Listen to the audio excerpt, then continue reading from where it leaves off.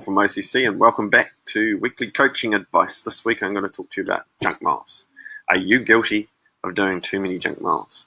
Or are you guilty of not doing enough? Right, let's stress that second point here, that there is value in doing junk miles, as I prefer to call them, aerobic endurance. First of all, let's define what junk miles are. So Dr. Google's told me that junk miles are ones that you run that don't produce a specific physiological benefit. Okay, so if we were going to relate that to cycling, that would mean that you would be cycling in zone 1, recovery, and lower zone 2, aerobic endurance. Now, you would be cycling without specific physiological benefit.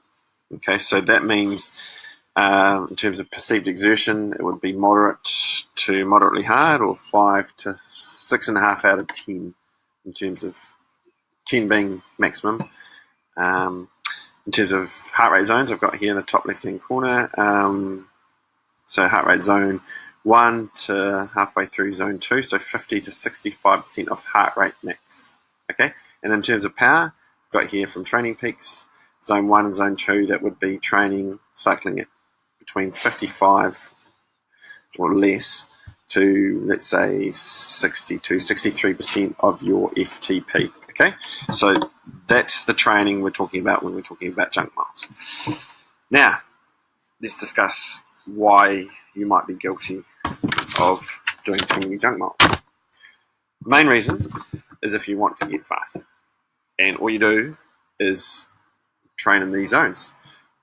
This means that when the hammer goes down, whether it be in a race or a group ride with your mates or just a Strava segment, your legs can't respond, okay?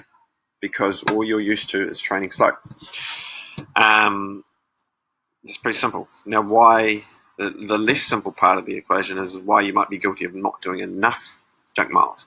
Now, let's take a step back and talk about, let's redefine junk miles in cycling terms, and let's call them coffee shop rides, okay? So we can all now relate to them. Now, the main reason that you would be guilty of not doing enough coffee shop rides is that the majority of riding is at an intensity or tempo that's higher than junk miles. Okay, so coffee shop rides. So you're not getting the recovery that you need, and you're likely doing training most days of the week.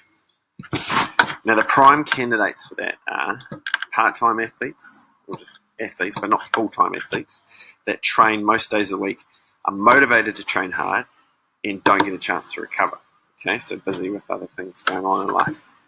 Also, cyclists who have limited time and feel they have to train really hard every time they put their leg over a bike.